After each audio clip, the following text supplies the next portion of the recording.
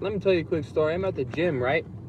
There's a personal trainer there. He seems like a good guy. He seems like a cool person, right? And I always see him just like looking at females, right? And today he's like super distracted looking at this female, and I'm like, dude, what's your deal? Like we were having a conversation, and then I'm like, bruh, like what's going on? And then he starts like hinting, like trying to get me to look, and he's like, look. He's like trying to get me to look, right? And I'm just like looking directly at him, and I'm just like, bruh, you gotta overcome your lust, man. I just told him straight up. I was like, dude, you gotta overcome your lust.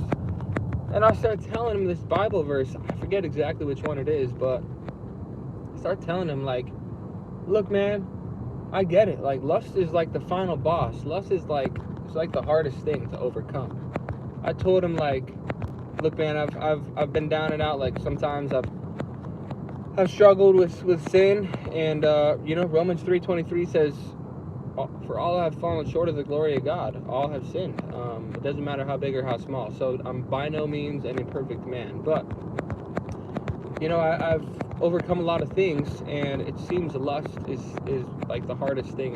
It's still it's like the last thing to overcome, right? So I just related to him a little bit. I said, look, man, I get it. Like, it's hard, but check out this Bible verse. It says, and I told him that the verse explains how your eyes nor your ears, if you know this verse, drop it down below.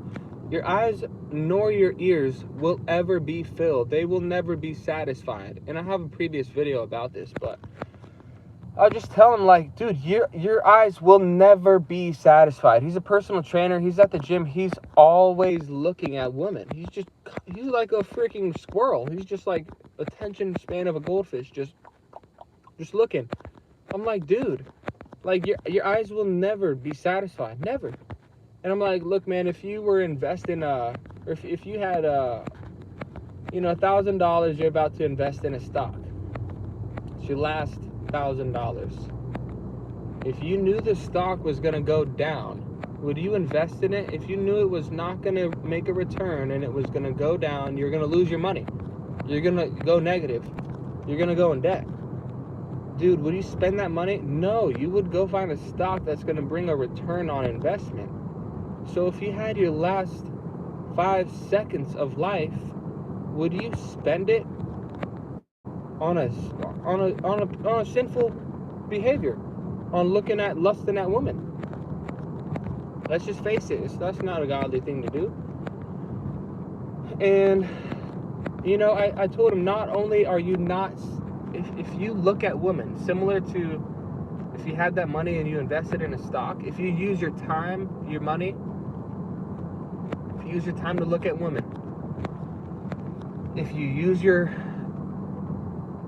money to invest in a bad stock, not only are you going to lose that money, not only are you going to lose your time, but you're actually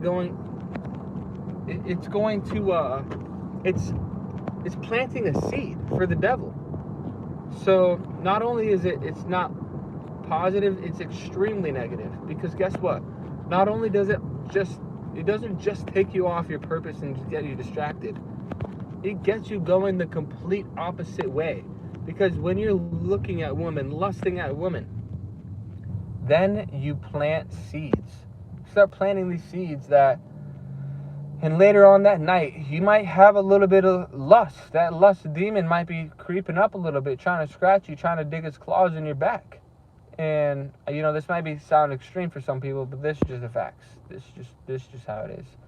When you're constantly looking at women, you're starting to imagine, I would do this, I would do that.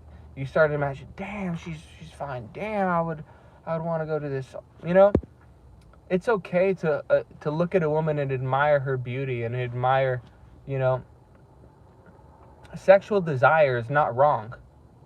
It's when you do it in such a lustful way where you're imagining, the Bible says adultery starts in the mind. So when you start to think these things, oh, she's this, oh, she's that, oh, I wish I could smash, these things that dudes say, it's not good. Because then later on in the day, that seed starts to grow, and you want to look more and more, and your will, your strength just depletes, and you start to think of women more. You start to not only get off your purpose and get distracted, but then you start to think more of it. So anyways, when you don't, and you start focusing on your purpose and you're not looking at women, you're not focused on that at all, and you're focused on God's vision, God's plan, and what's going to really be fruitful for you.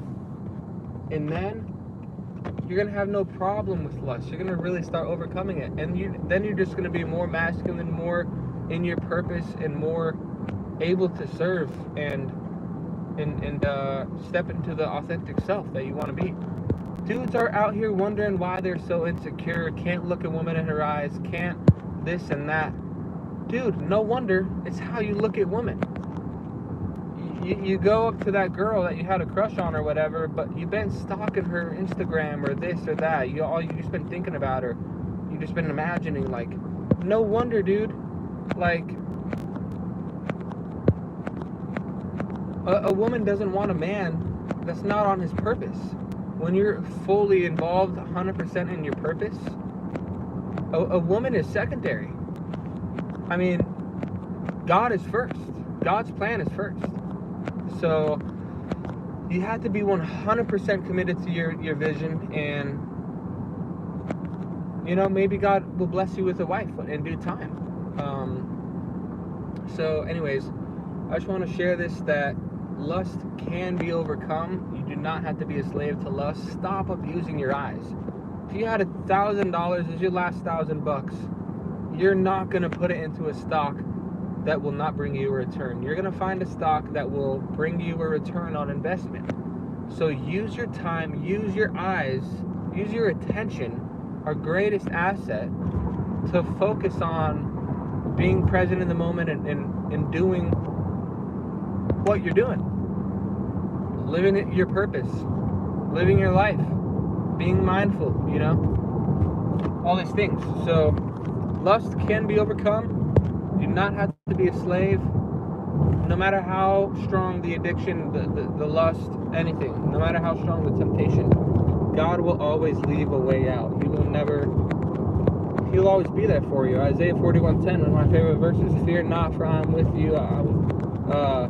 Be not dismayed, for I am your God. I will strengthen you. Yes, I will help you. I will uphold you with my righteous right hand. He's going to be there for us. He's going to uphold us. He's going to strengthen us.